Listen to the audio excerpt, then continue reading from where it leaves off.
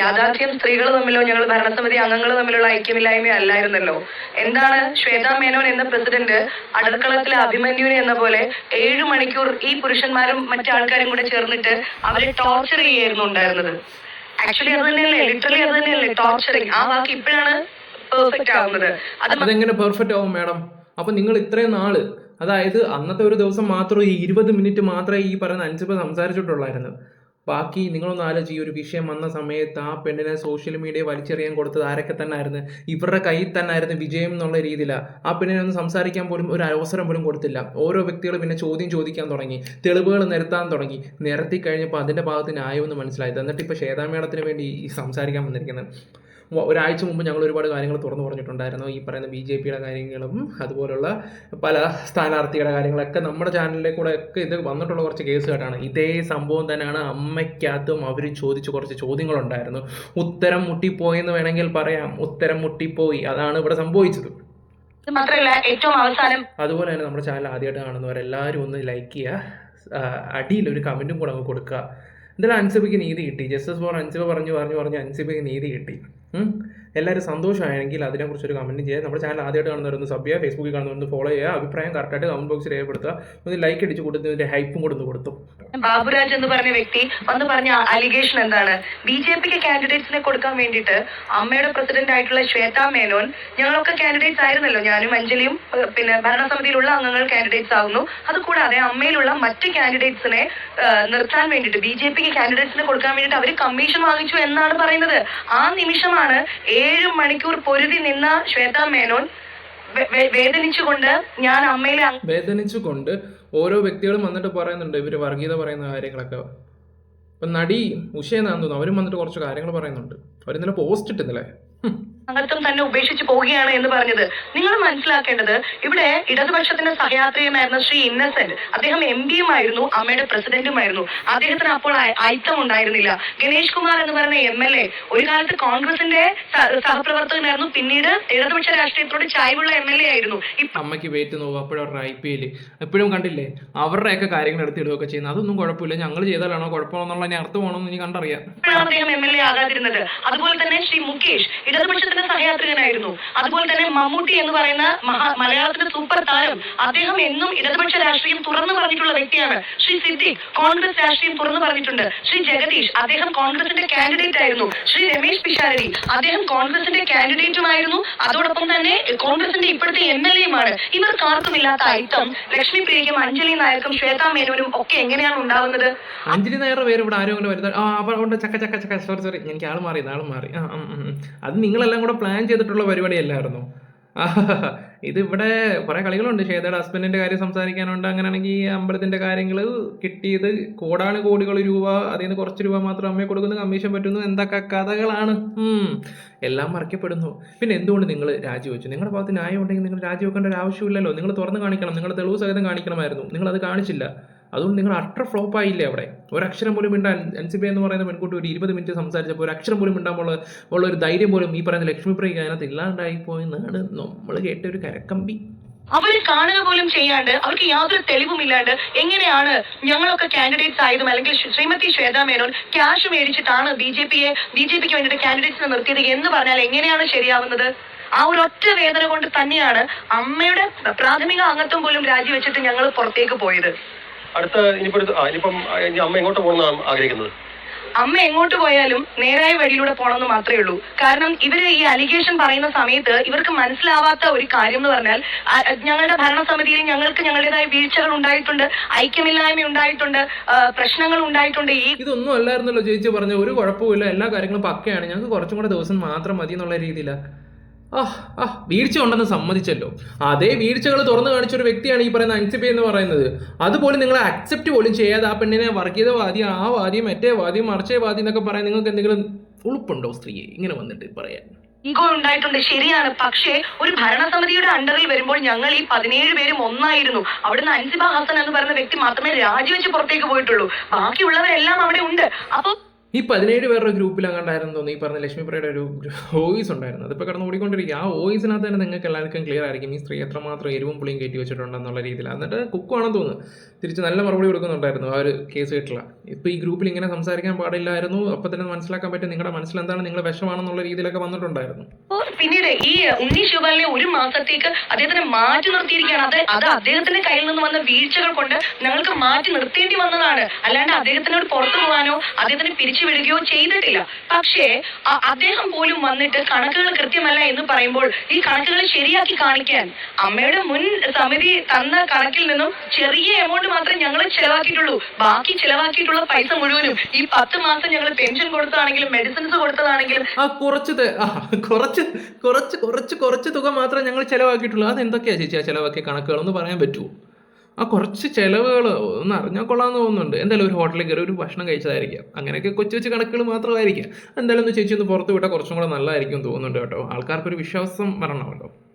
ചിലവുകൾ മറ്റു ചിലവുകൾ നടത്തിയിട്ടുള്ളതൊക്കെ ഞങ്ങൾ കണ്ടെത്തിയ സ്പോൺസേഴ്സിൽ നിന്നാണ്, അല്ലാണ്ട് ഞങ്ങളൊന്നും ചെയ്തിട്ടില്ല. അപ്പൊ നിങ്ങൾക്ക് ഈ ഫുഡ് കഴിക്കാനും ചെലവ് നടത്താനും അതിനും സ്പോൺസേഴ്സ് ഒക്കെ ഉണ്ടോ? കൊള്ളാലോ. അവതരിപ്പിക്കാൻ ഒരു 45 ദിവസത്തെ സമയം അത് ബൈലോ പോലും അനുശാസിക്കുന്നുണ്ട്. അത് മാത്രമേ ഞങ്ങൾ ആവശ്യപ്പെട്ടിട്ടുള്ളൂ. അത് തരാൻ അവർ സമ്മതിച്ചില്ല. അവരുടെ ഗുണ്ടായുസവും മാടപ്പിത്തരവും തന്നെയാണ് അവർ നടപ്പിലാക്കിയത്. തിരിച്ചു പോകണ്ട എന്ന് തന്നെയാണ് തീരുമാനം. പക്ഷെ ഇന്നലെ മുതൽ ചർച്ചകൾ നടത്തുന്നുണ്ട് തിരിച്ചു വരണം എന്നുള്ള രീതിയിൽ. നോക്കട്ടെ, ഞങ്ങൾക്കും നീതി വേണമല്ലോ. ഞങ്ങൾക്ക് അമ്മ എന്ന് പറയുന്നത് ഒരു വളരെ വ്യക്തിപരമായ ഒരു ഇമോഷനാണ്. ചേച്ചി ഒരു കാര്യം പറഞ്ഞിട്ടുണ്ട്. ചേച്ചിയുടെ പോസ്റ്റ് ഞാൻ കണ്ടിട്ടുണ്ടായിരുന്നു. മരിച്ചാൽ പോലും ഒരാൾ പോലും ആ വീട്ടിലോട്ട് കയറാനോ റീത്ത് വെക്കാനോ പെൻഷൻ മേടിക്കാനോ ഒന്നും നിങ്ങൾ തയ്യാറല്ലെന്ന്. ആ ഒരു സ്റ്റാൻഡിൽ ഉറച്ചു നിൽക്കുന്ന ഒരു ലക്ഷ്മിപ്രിയാണ് ഞങ്ങൾക്ക് ഇഷ്ടം. അതുകൊണ്ടൊക്കെ ഉറച്ച് നിൽക്കുക ചേച്ചിക്ക് പിന്നെ അങ്ങോട്ടും ഇങ്ങോട്ടും സ്റ്റാൻഡ് ഇല്ലാത്തതെന്ന് പണ്ടേ അറിയാം. അതുകൊണ്ട് പറഞ്ഞതാ, ഒന്ന് ഉറച്ച് നിൽക്കുക ചേച്ചി. ഇപ്പൊ കണ്ടില്ലേ വിളിക്കുന്നുണ്ടെന്നുള്ള രീതിയിൽ. ആരാ വിളിക്കുന്നത് ഒന്ന് അറിഞ്ഞാൽ കൊള്ളാമെന്നുണ്ട്. സംഘടനയായിട്ട് മാത്രമല്ല കാണുന്നത്. അതുകൊണ്ടാണ് നമ്മുടെ പ്രതികരണങ്ങൾ പലപ്പോഴും വൈകാരികമായി പോകുന്നതും. അമ്മയിലുള്ള അമ്മമാരെ സേവിക്കാൻ വേണ്ടിയിട്ടാണ് ഈ ഒരു ദൗത്യം, വോളണ്ടറി ആയിട്ടുള്ള ദൗത്യമാണ് ഞങ്ങൾ ഓരോരുത്തരും ഏറ്റെടുത്തിട്ടുള്ളത്.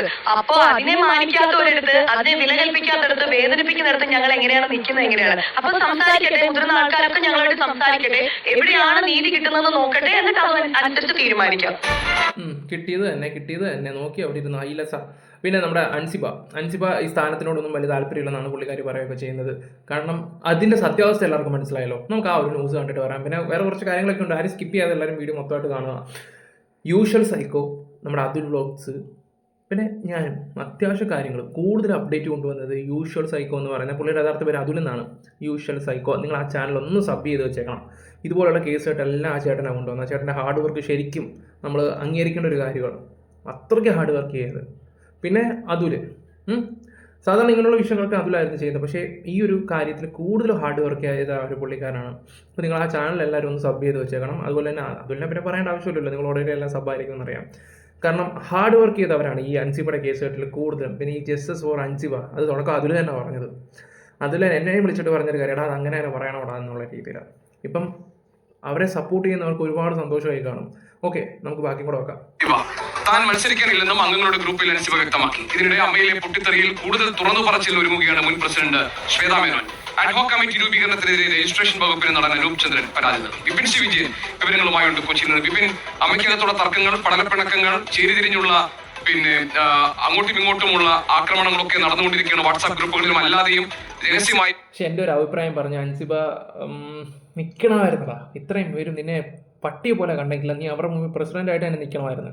അതൊരു ഏറ്റവും വലിയൊരു അംഗീകാരമായിരുന്നു. സത്യം നിനക്ക് സപ്പോർട്ട് ചെയ്യാൻ 100 ആൾക്കാരുണ്ട്. ഒരു വലിയൊരു കാര്യം തന്നെ അത്. അതിനിടയിൽ അൻസിബ ഹസൻ ഇപ്പോൾ വ്യക്തമാക്കുന്ന മത്സരരംഗത്തേക്ക് ഇല്ല എന്ന്. എന്താണ് അമ്മയിൽ ഈ പുതിയ ഡെവലപ്മെന്റ്സ് എന്തൊക്കെയാണ്? ഏതെങ്കിലും ഒരു വിഭാഗം കൂടുതൽ ശക്തി പ്രാപിക്കുന്ന ഒരു സാഹചര്യം ഉണ്ടോ? അഡ്ഹോക് കമ്മിറ്റിയിൽ നിന്ന് വരെ ആളുകൾ രാജിവെക്കുന്ന സാഹചര്യത്തെ എങ്ങനെയാണ് അമ്മ ഇനി കൈകാര്യം ചെയ്യുക? പ്രത്യേകിച്ച് ജഗദീഷിന്റെ ഒക്കെ ഒരു ആർട്ടിക്കിൾ പുറത്തു വന്നിട്ടുണ്ട് മനോരമയിൽ. അതിന് അതുപോലെ തന്നെ മറ്റു പലരുടെയും തുറന്നു പറച്ചിലുകളും പിന്നാലെ വരുന്നു. അമ്മയിൽ എന്താണ് ഇപ്പോൾ സംഭവിക്കുന്നത്? ഭരണസമിതി രാജിവെച്ചതിന് ശേഷം ഈ അമ്മ രണ്ടായിട്ട് നിൽക്കുന്നു എന്നുള്ളതാണ് ഇപ്പോഴത്തെ ഏറ്റവും വലിയ ഒരു പ്രതിസന്ധിയായിട്ട് നിൽക്കുന്നത്. ഇത് അനുനയിപ്പിക്കുന്നതിനുള്ള ശ്രമങ്ങളൊക്കെ ഒന്നും തന്നെ ആരംഭിക്കുന്നില്ല. കാരണം എല്ലാം ഒരു ഗ്രൂപ്പിസത്തിന്റെ ഭാഗമായിട്ട് നിൽക്കുന്നു എന്നുള്ളതാണ്. അതിനിടയിലാണ് ഇപ്പോൾ വാട്സപ്പിൽ അംഗങ്ങളുടെ വാട്സപ്പ് ഗ്രൂപ്പിൽ തന്നെ അൻസിബ ഹസൻ ഇനി ഞാൻ മത്സരിക്കാനോ ഒരു ഭാരവാഹിത്വം വഹിക്കാനോ ഇല്ല എന്നുള്ളത് അറിയിച്ചിരിക്കുന്നത്. ആർജവുമുള്ള പുതിയ തലമുറ കടന്നു വരട്ടെ, അല്ലെങ്കിൽ പുതിയ അഭിനേതാക്കൾ കടന്നു വരട്ടെ എന്നുള്ളതാണ് ഈ വാട്സപ്പ് ഗ്രൂപ്പിൽ പറഞ്ഞിരിക്കുന്നത്. ഒപ്പം തന്നെ കൂടുതൽ തുറന്നു പറച്ചിലുകൾക്ക് തയ്യാറാവുകയാണ് മുൻ അധ്യക്ഷയായിട്ടുള്ള ശ്വേത മേനോനും ഒപ്പം തന്നെ ലക്ഷ്മി പ്രിയയും അടക്കമുള്ളവർ. അവരുടെ ഏറ്റവും പ്രധാനമായിട്ടും ഈ ഭരണസമിതിക്കെതിരെ വന്നിട്ടുള്ള ഒരു ആരോപണം കണക്കുകളിലെ ഒരു സുതാര്യത കുറവ്, ഒരു ക്ലാരിറ്റി ഇല്ലായ്മയായിരുന്നു. അത് ഇപ്രാവശ്യം മാത്രമല്ല, ഇവർ ഭരണമേൽക്കുന്നതിന് മുൻപുള്ള അഡ്വോക്ക് കമ്മിറ്റി ഉണ്ടായിരുന്നു. അപ്പോഴും ഈ കണക്കുകളിലെ അവ്യക്തത കുറവുണ്ട് എന്ന് തെളിയിക്കുകയാണ് അവരുടെ ഒരു പ്രധാനമായിട്ടുള്ള ലക്ഷ്യം. അതുകൊണ്ട് തന്നെ ഒരു 2 ദിവസത്തിനകം ഒരു വാർത്താ സമ്മേളനം വിളിക്കാനുള്ള സാധ്യതയാണ് ഇപ്പോൾ കാണുന്നത്. എല്ലാ സാധ്യതകളും നല്ല രീതിയിൽ നടക്കട്ടെ. നമുക്ക് വേണ്ടേ വേറെ കുറച്ച് കാര്യങ്ങളൊക്കെ കേട്ടാ നമ്മുടെ അണ്ണന്റെ ശാന്തേണ്ണ അണ്ണൻ പറയുന്നതൊക്കെ നിങ്ങളൊന്ന് കേക്ക്.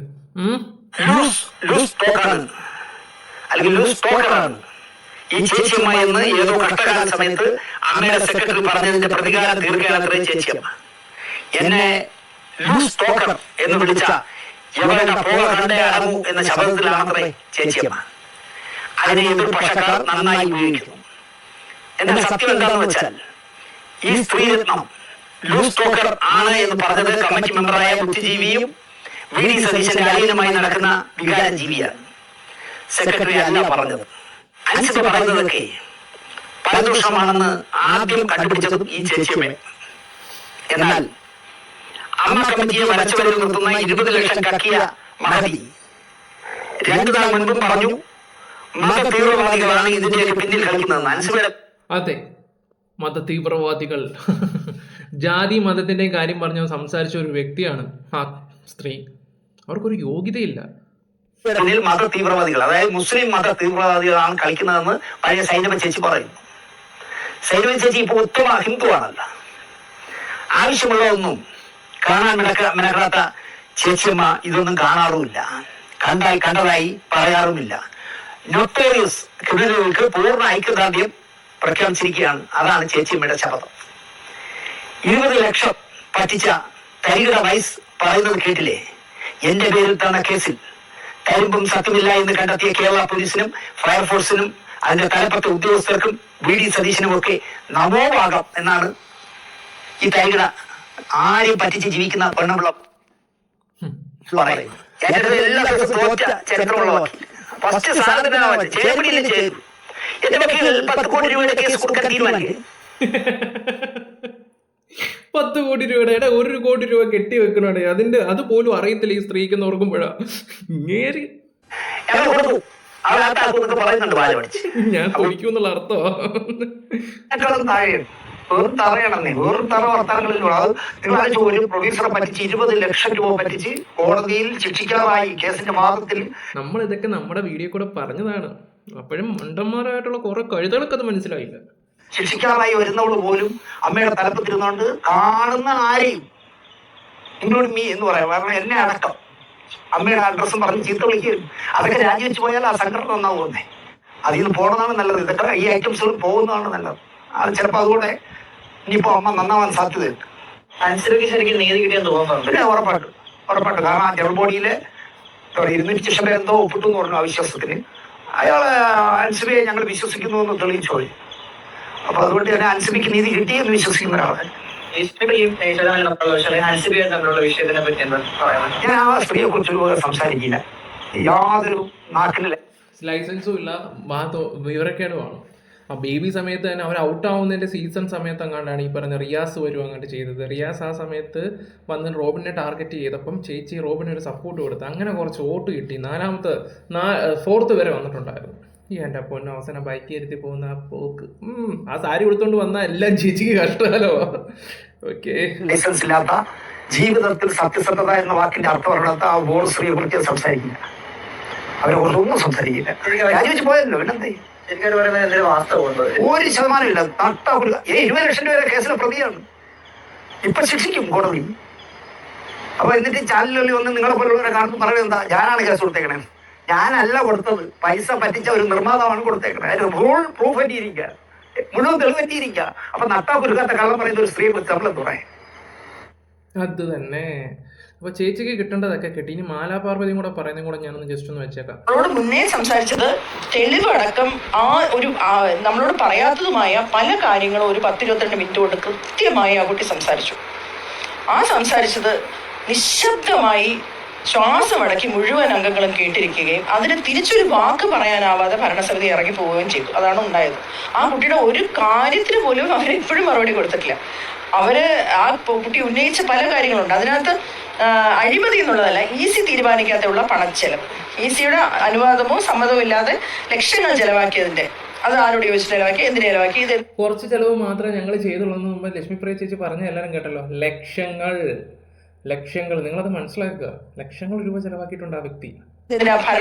അതായത് സ്വജനപക്ഷപാതം, ഒരു ഭരണസമിതി അംഗത്തിന്റെ ഭർത്താവിന് എന്തുകൊണ്ടാണ് ഒരു കാര്യം കൊടുത്തത് തുടങ്ങിയ ഒരുപാട് കൃത്യമായ ചോദ്യങ്ങൾ. പിന്നെ അതിനകത്ത് എതിർക്കുന്ന ആൾക്കാരെ വർഗീയവൽക്കരിക്കാനും അല്ലെങ്കിൽ അവരെ എതിർപ്പ് നേരിടാനായി വ്യക്തിഹത്യ നടത്തുന്ന രീതിയിലുള്ള കാര്യങ്ങളും എല്ലാം അവർ പറഞ്ഞപ്പോൾ പിന്നീട് അവർ വന്ന് ഇത് അംഗീകരിക്കുമോ, പ്രസിഡന്റാണ് ചോദിക്കേണ്ടത്, റിപ്പോർട്ട് അംഗീകരിക്കുന്നുണ്ടോ എന്ന് ചോദിച്ചപ്പോൾ നമ്മുടെ ആനുവൽ ജനറൽ ബോഡി അംഗങ്ങൾ ആരും തന്നെ അനങ്ങിയില്ല. ആരും കൈയടിച്ചില്ല, അനങ്ങിയില്ല, ഒന്നും ഇടാതെ ഇരുന്നു. 2-3 പ്രാവശ്യം ചോദിച്ചു, ആരും അനങ്ങിയില്ല. അവർക്ക് ഇറങ്ങിപ്പോകേണ്ടി വന്നു.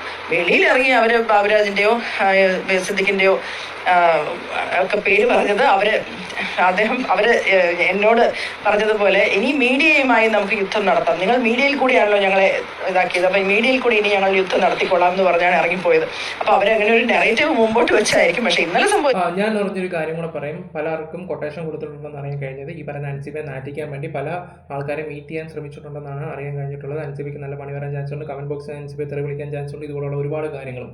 അപ്പോഴും ഇവിടുത്തെ ജനങ്ങളുടെ സപ്പോർട്ടുണ്ട്. നിങ്ങളെപ്പോലുള്ള സത്യസന്ധമായിട്ടുള്ള ആൾക്കാരുടെ സപ്പോർട്ടും കൊണ്ടാണ് നമ്മളിപ്പോൾ നിൽക്കുന്നത്. ഇതിൽ ആ ഒരു വിഷയം ഞാൻ അറിഞ്ഞിട്ടുണ്ട്. ചില ആൾക്കാരെ കൊട്ടേഷൻ പോയിട്ടുള്ള രീതിയിലാണ്. നമുക്ക് നോക്കാം. ഓക്കെ, ഇവിടെ ചെന്ന് അവസാനിക്കുമെന്ന് നമുക്ക് നോക്കാം. അതൊന്നുമല്ല. അൻസിബ എന്ന് പറയുന്ന ഒരു പെൺകുട്ടിയുടെ മുമ്പിലാണ് അവർ മുട്ടുമടക്കിയത്. അത് അൻസിബ അവിടെ ഇരുന്ന് അൻസിബയുടെ ഒരു ചെറിയ വിഷയം ലീൽ ചെയ്യാൻ വയ്യാതെ അൻസിബയെ അവിടെ ഒറ്റപ്പെടുത്തിയിട്ട് അൻസിബ അവിടെ നിന്ന് ഇറങ്ങി വന്ന്, അൻസിബയ്ക്ക് അത്ര വലിയ സപ്പോർട്ടും ഫ്ലൗട്ടും റബ്ബർ സ്റ്റാമ്പും ആയിരുന്നെങ്കിൽ അൻസിബ ആ ഭരണസമിതി അവിടെ ഈ മീഡിയയുടെ മുമ്പിൽ അവർക്ക് വരേണ്ട കാര്യമില്ലായിരുന്നു. ആ കുട്ടിയെ ഒരു വർഗീയവാദിയാക്കി ചിത്രീകരിക്കുമെന്നുള്ള ഭയം കൊണ്ടാണ് അത് പൊതുസമൂഹത്തിനിടയ്ക്ക് വന്ന് സംസാരിച്ചത്. അത് ഇന്നലെ അത് പറയുകയും ചെയ്തു. എന്നെ വേറെ തരത്തിൽ എന്നെ എല്ലാവരുടെ അടുത്തും എത്തിക്കും, ഞാൻ തെളിവായിട്ട് നടക്കേണ്ടി വരില്ലായിരുന്നോ എന്ന് ആ കുട്ടി ചോദിക്കുകയും ചെയ്തു. അപ്പൊ ആ കുട്ടിയുടെ സംഭാഷണം വളരെ കൃത്യമായിരുന്നു, സ്പഷ്ടമായിരുന്നു, സ്ഫുടമായിരുന്നു, ഹൃദയസ്പർശിയായിരുന്നു. ആൾക്കാർക്ക് കണ്ണു നിറയുന്ന തരത്തിൽ ആ കുട്ടി സംസാരിച്ചു. അത് അനുഭവിച്ച കാര്യങ്ങളും വേട്ടയാടലിനെ കുറിച്ചുമെല്ലാം. അപ്പൊ അത് പറഞ്ഞു കഴിഞ്ഞപ്പോഴത്തേക്ക് എല്ലാവരും അൻസിബയോടൊപ്പം നിന്നു. ഇവർക്കൊന്നും പറയാൻ വയ്യാതെ ഇവരെ ഇറങ്ങി വന്ന് ബാബുരാജിന്റെ ഇടവേള ബാബുവിന്റെ സിദ്ദിഖിന്റെ പേര് പറയുന്നതിനോടൊപ്പം അൻസിബ എന്നും കൂടെ ഒരു പേര് പറഞ്ഞിരിക്കുന്നത് നന്നായിരുന്നേനെ എന്നെനിക്ക് തോന്നിപ്പോയി. എന്ന് വെച്ചാൽ അത്രയും അൻസിബയുടെ ശക്തമായ ഇടപെടലാണ് അൻസിബ കൂടെ ഉണ്ടായിരുന്ന ഭരണസമിതിയെ മുട്ടുകുത്തിക്കാനായിട്ട് കാരണമായത് എന്നാണ് എൻ്റെ പക്ഷം. ഓക്കെ, അപ്പോൾ ഇനി BJP സ്ഥാനാർത്ഥി പല കേസുകെട്ടുകളും ഞങ്ങൾ പറഞ്ഞതെല്ലാം ഇപ്പോൾ ശരിയാണെന്ന് ഇപ്പോൾ ജനങ്ങൾക്ക് മനസ്സിലായെന്ന് തോന്നുന്നുണ്ട്. ഇനിയുണ്ട് കുറച്ച് കാര്യങ്ങളൊക്കെ. ഇനി അൻസിബയെ ടാർഗറ്റ് ചെയ്യുന്നുണ്ടെന്നാണ് അറിയാൻ കഴിഞ്ഞിട്ടുള്ളത്. നമുക്ക് നോക്കാം. ടാർഗറ്റൊക്കെ ചെയ്യുന്നവരൊക്കെ ടാർഗറ്റൊക്കെ ചെയ്യട്ടെ. അപ്പോൾ ഗായ്സ്, അപ്പോൾ വീഡിയോ ഇഷ്ടപ്പെട്ട ലൈക്ക്, ഷെയർ, സപ്പോർട്ട് ചെയ്യുക. നിങ്ങളുടെ അഭിപ്രായം കമന്റ് ബോക്സ് വേണം. നിങ്ങളുടെ സപ്പോർട്ട് കൊണ്ടാണ് നമ്മൾ നിൽക്കുന്നത്. എല്ലാവരും ഒന്ന് സപ്പോർട്ട് ചെയ്യണം. Bye, love you all. Sub ചെയ്യാത്തവരൊന്ന് സബ് ചെയ്യുക. ലൈക്കും ഹൈപ്പും കൊടുത്തേക്കുക. Bye bye.